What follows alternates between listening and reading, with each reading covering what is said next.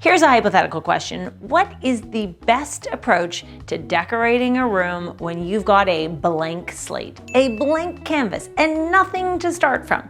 Well, it doesn't have to be that hypothetical because that's exactly where we started in this room. I'm in the principal bedroom, and this is the last stop on our tour of our red brick redo, and I hope you've enjoyed the journey thus far. So here we are, we're in the principal bedroom, and what we started out here with was... This would be a great room if there were a bed in this room. Okay. And storage places and bedside tables, etc. And of course, drapery. This was about as blank a blank slate as can possibly be. We had white walls, we had no furniture, we had a mattress leaning up against a wall, and a glass desk that needed to move on and find a new home. And now what we have is a beach-inspired bedroom tuned in to coastal living. This home is located just 3 blocks from the water. So in some of the rooms, we've had some coastally inspired palettes. In some rooms, we've experimented and explored different color schemes. But in this room, what we really wanted to create was a restful retreat. And you know what feels like a restful retreat to me and that suited the client of this home? Well, you got it. All things that relate to the feeling where beach meets water. And that is what we tried to achieve. And really, the starting point here was the wallpaper. Look at this wallpaper. It is painterly. It looks like the horizon. It's so soft. It is tones of sand and the softest of watery blues. And what I like about it is it creates this feeling of texture in the room. It really enlivened the space, but it's not pow, it's not wow, it's just, oh, hello, we're so glad you're home. And so that's the first thing you need to think about. When you're decorating a blank slate, I want you to start by thinking, how do I want to feel in this room? What do I want to channel? Then you have to try and embrace ways that you can bring that feeling home. So obviously here, it was about the feeling of softness and water and keeping it light and bright and airy. That was the goal.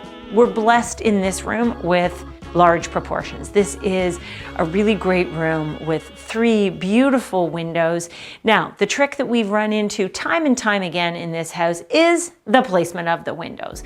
And so sometimes you can fight with something and try to overcome it, and other times I really believe you should just say, okay, this is where the windows are, and there is nothing we can do to change that, and we are going to set up the furniture in the way that makes the most sense. So what we decided to do was center this bed on the center window and not worry about the fact that the headboard is sitting in front of a window. Does it bother you? Does not bother me. It does not bother my client. What we've done here is make it so that it is perfectly symmetrical. So the one thing you can never ignore in any room is the architecture. You always have to accept the architecture for what it is.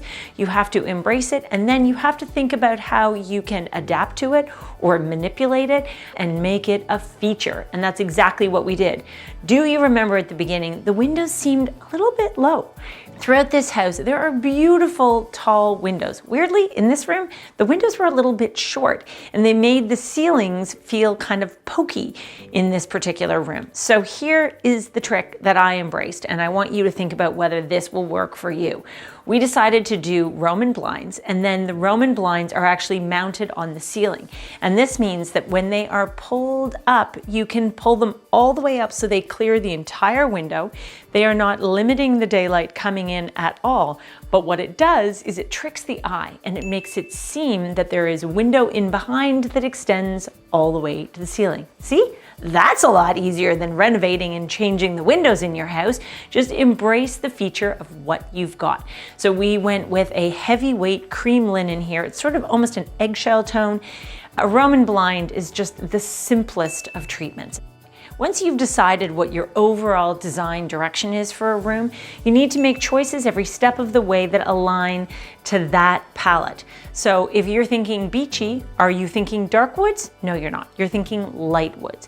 And you could be thinking painted woods, but in this case, I thought the room could really use some extra warmth. So we have a pale wood tone here. This is an ash burl veneer that is on the headboard, on the bedside tables, and on the dresser.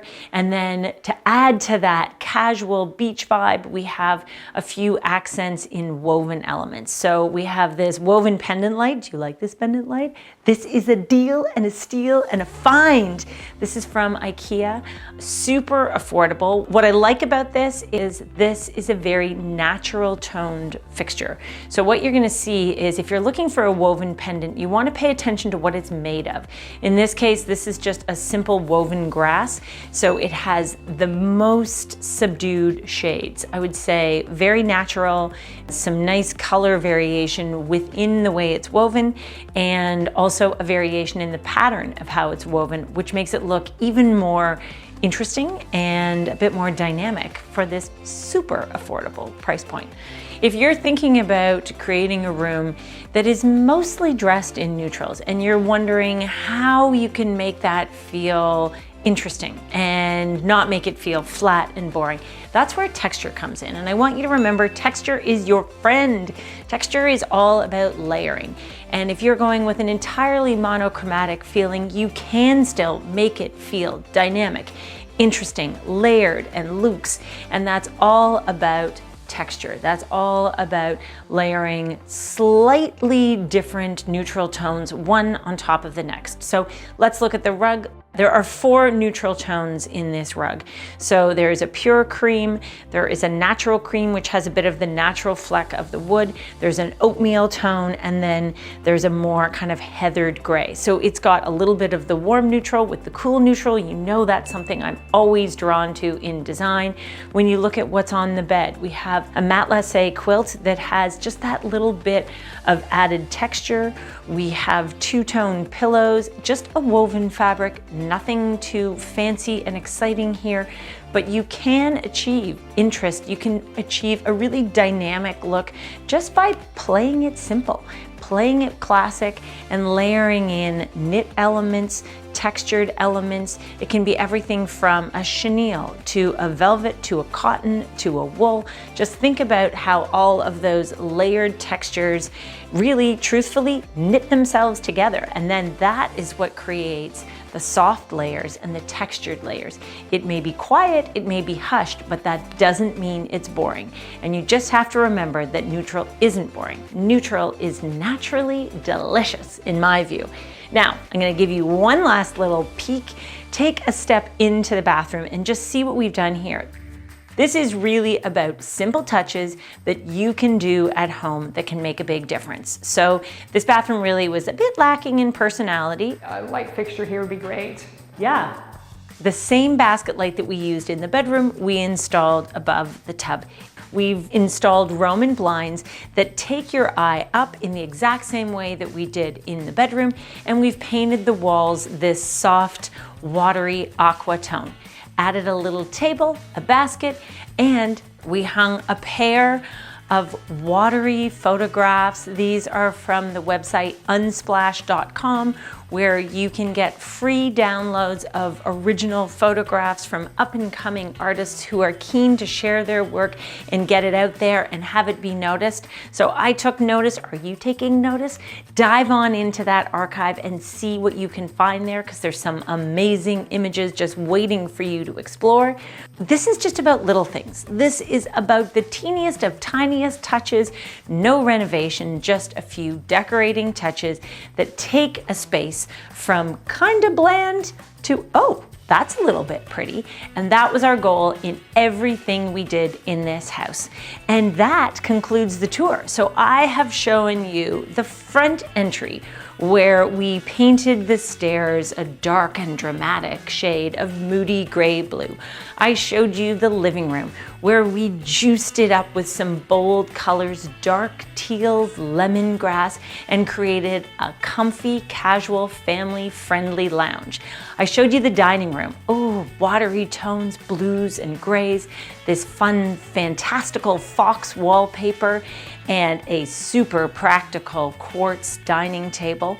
I took you into the kitchen. The kitchen is all things black and white and graphite and high contrast, and making a gourmet kitchen come to life.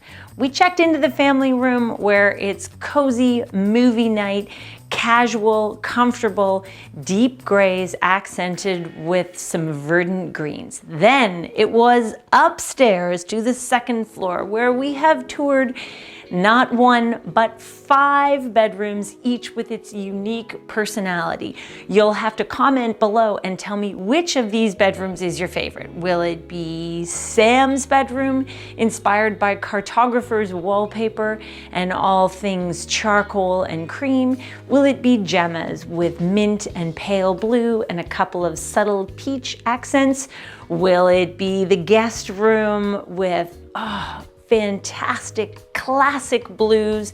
Will it be the cloud room in soft gray and cream? Or will it be the principal bedroom with all of the beachy shades? Don't forget, we also toured through the kids' bathroom, the Jack and Jill bathroom, the principal bathroom, which got a teeny tiny tweak, and lastly, the second floor lounge. Whew! There's been a lot of decorating, a lot of transformation, and you know what? The end result in this house is one happy family enjoying how decorating has really made a difference. Hope you're enjoying my series. Don't forget to subscribe and turn on notifications so you never miss a thing. Thanks for watching.